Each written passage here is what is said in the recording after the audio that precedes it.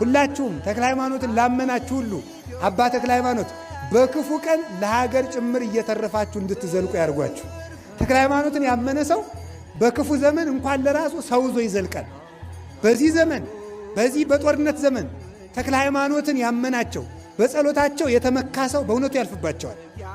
በሽታ ቢሆን አባ ተክለ ሃይማኖትን እንኳን ከቤተ ክርስቲያናቸው መጥቶ ከኢትዮጵያ አፈር ቆንጥሮ የተክለ ሃይማኖት አምላክ እርዳኝ ያለ ሰው እንኳን ቢሆን ምንም ጨለማ ባገኘው ይበራለታል።